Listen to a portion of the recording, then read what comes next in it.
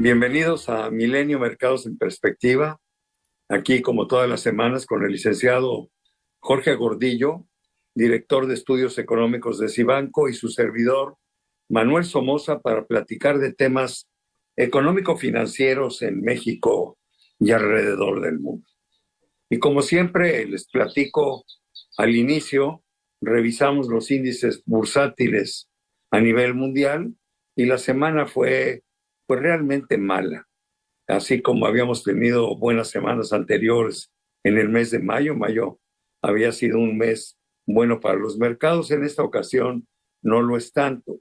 Disminuye el Nikkei 0.36%, aunque trae un acumulado de 15%, que lo hace el primer índice de rendimiento en su moneda local.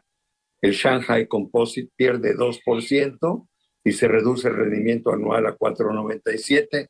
El Eurostock pierde 0.82, se mantiene con un rendimiento anual del 8.28, bastante bueno. El Dow Jones, después de tocar un nivel máximo histórico de 40,000 puntos, finalmente cierra con una pérdida en la semana de 2.16% para tener un rendimiento en el año de 3.84. El Standard & Poor's también pierde un poquito, 0.33, pero trae muy buen acumulado en el año de 10.81. Y Nasdaq, que es el único índice norteamericano que sube, 0.74, como respuesta a los magníficos resultados de Nvidia, que ya comentará el licenciado Gordillo más adelante, y trae un rendimiento acumulado del 11.98. Y lo que sí sigue siendo una mala noticia es la Bolsa Mexicana de Valores, que pierde 2.89 en la semana y en el año sigue en números rojos con 2.56. El peso se presiona un poquito y pasa de 16.61 la semana anterior al 16.74 en esta que termina, y el euro también pierde un poquito con respecto al dólar. Estaba en 1.09 y ahora está en 1.08. El petróleo, esta es una buena noticia, pierde cerca de 3.4% y el WTI se ubica en $77 del barril. O sea que eso es lo que tuvimos a nivel mundial en cuanto a los índices. Pero bueno, hubo algunas noticias francamente importantes que fueron las que afectaron a los mercados. Yo creo que la primera fueron las minutas de la Fed, de su última reunión, que dieron algunos indicativos de las preocupaciones que tienen los miembros de esa organización en relación a la inflación, y por eso los mercados de repente el jueves y el viernes respondieron en forma negativa. Gracias, Manuel. Saludos a todos. Efectivamente, llevamos un par de semanas, un poquito más, en donde el mercado se había volcado del lado optimista. Después de una serie de datos económicos en Estados Unidos más débiles de lo esperado, buenos, o por lo menos en la reactivación, o un buen dato en la inflación, donde se vio que otra vez volvió a bajar después de haber estado subiendo. Esto al mercado le contagió con que sí había la posibilidad, la esperanza de que la Fed pudiera bajar la tasa de interés tan pronto como septiembre y hacerlo por lo menos en 2 ocasiones de 25 puntos base. Pero también comentábamos que era muy de contentillo, muy como que el mercado queriendo que pasara. Desde el principio de años quiere que ya empiece a bajar tasa de interés, ya estamos a mayo y la expectativa todavía es muy incierta. No parecen urgidos ninguno de los integrantes de la Fed a bajar tasas de interés. Están muy con calma, están preocupados por el desempeño último de la inflación y no ven como suficientemente restrictiva la tasa de interés como para garantizar que, aunque bajen tasas de interés, se vaya hacia la meta del 2%. Incluso unos integrantes dijeron que a lo mejor, si la inflación sube, hay la posibilidad de subir tasas de interés. O sea, están en un tono más cauto y más restrictivo de lo que el mercado quisiera escuchar. Luego vienen otra información sobre los gerentes de compras, en donde muestran que la actividad económica en Estados Unidos, pues sí tiene un bache o dos en meses, pero de repente vuelve a levantar, como pasó para los datos de mayo. Pues sí, a mí lo que me preocupa es que todo esto lo que le imprime a los mercados es una enorme volatilidad, porque estos están dando bandazos ante cualquier noticia. Hace apenas 2 semanas o 3, los mercados pensaban que iba a haber 2 bajas de un cuarto de punto, una en septiembre y la otra en diciembre. Y después de la lectura de las minutas, no es que haya habido nada nuevo en esa lectura. De repente el mercado da un bandazo y dice, ahora nada más va a haber una sola baja y quizás sea en la parte final del año. Y evidentemente, pues eso mueve los precios de las acciones.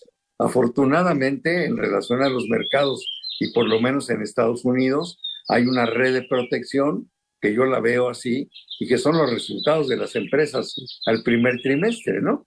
Que de las 500 empresas del Standard & Poor's que ya terminaron con sus reportes, bueno, pues el 80% de ellas lo hicieron mejor que lo estimado. Y además las utilidades en el primer trimestre fueron mejores que las del primer trimestre del año pasado, y se espera que las del segundo sigan todavía mejorando a niveles a lo mejor hasta del 7 o el 8%, ¿no? Y esos son movimientos que se están generando ante reacciones sin ninguna dirección verdaderamente sólida hacia algún lado. Creo que lo defines muy bien, porque el mercado debe estar dividido en dos pensamientos. El primero es cómo están reportando las empresas en las que estás tú invertido, cómo está la economía norteamericana en estos momentos, a pesar de las altas tasas de interés. Y por otro lado, ¿cuál es el camino que van a seguir las tasas hacia adelante para tratar de garantizar, o ya una vez que ya controlemos la inflación? Entonces, el mercado aparentemente le gusta un ciclo de baja en la tasa de interés, pero por otro lado significa enfriamiento en la actividad económica o en la actividad empresarial. Entonces, el mercado regula primero negativamente, pero luego toma una posición de mediano plazo más positiva, siempre mejor, siempre poniendo por encima que los resultados sean positivos en las empresas. De acuerdo. Oye, un comentario pequeñito, aunque sea, pero ¿qué opinas de los resultados de Nvidia, los que acabamos de ver del cierre del primer trimestre? A mí me tiene verdaderamente muy, muy entusiasmado esta empresa, porque ha sido un fenómeno en muy poco tiempo.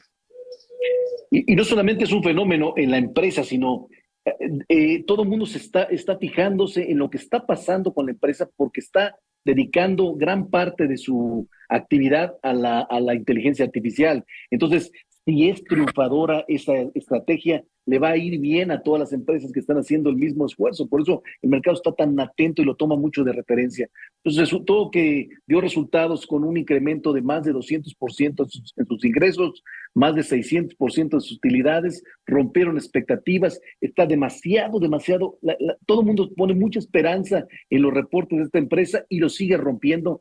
En algún momento lo va a dejar de hacer, pero por lo pronto es un fenómeno, y bueno, nos da la esperanza de que esta situación de inteligencia artificial tenga todavía cuerda para seguir avanzando en unos trimestres más, ¿no?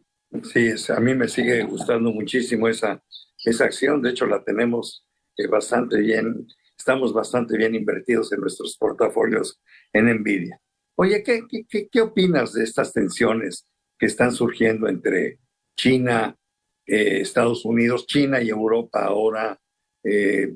Las medidas proteccionistas que a mí honradamente no me gustan que está poniendo Estados Unidos, porque ahí vamos a sufrir todos, ¿no? Los chinos, el resto del mundo, los propios norteamericanos van a pagar también las consecuencias, pero ¿a dónde van o por qué con tanta fuerza?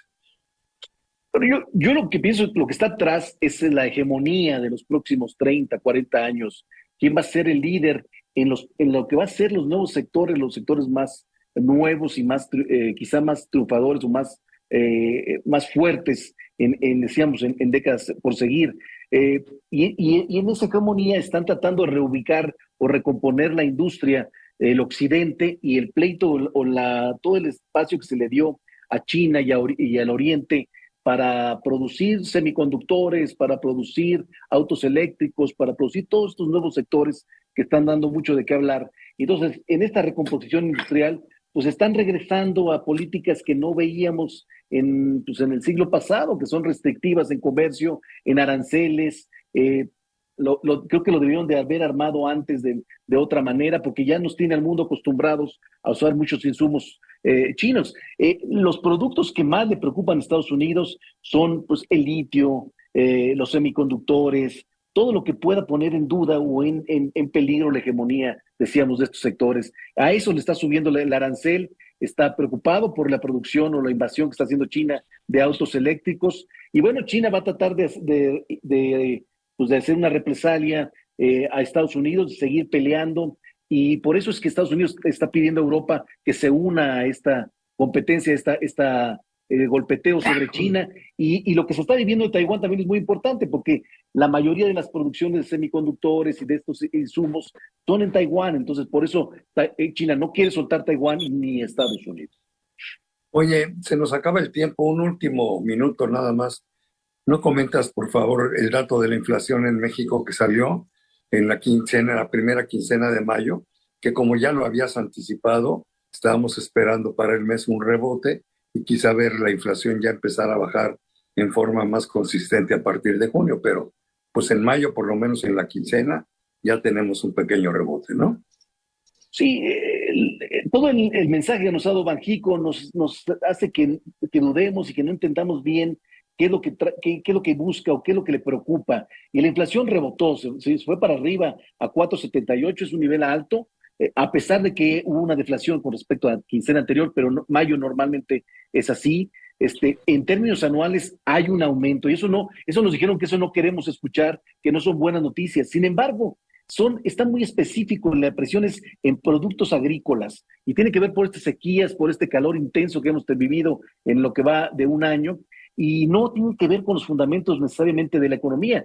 Excluyendo estos productos agrícolas y energéticos, la inflación sigue bajando, ya está en 4,3, es probable que se pegue al 4 a final de año. Yo creo que no es tan malo el dato de inflación, creo que sigue bajando de manera lenta, pero sí con los mensajes que nos dijo Banjico en las reuniones pasadas, pues sí nos hace pensar que a lo mejor Banjico va a tener que seguir dando pausas en el baja de su tasa de interés en su reunión de junio. Nosotros seguiremos insistiendo que no debería hacer eso, que su tasa está muy alta y que debería aprovechar este discurso de la Fed de que no va a mover tasas para cerrar este diferencial que tiene con Estados Unidos y romper este desequilibrio que hay en activos financieros. Sí, yo estoy de acuerdo contigo. Pero bueno, mil gracias, mi querido Jorge, se nos acabó el tiempo, pero sobre todo gracias a todos ustedes que semana a semana están con nosotros en Milenio Mercados en Perspectiva. Nos vemos próximamente. Hasta la próxima semana, que estén muy bien. Gracias, Manuel.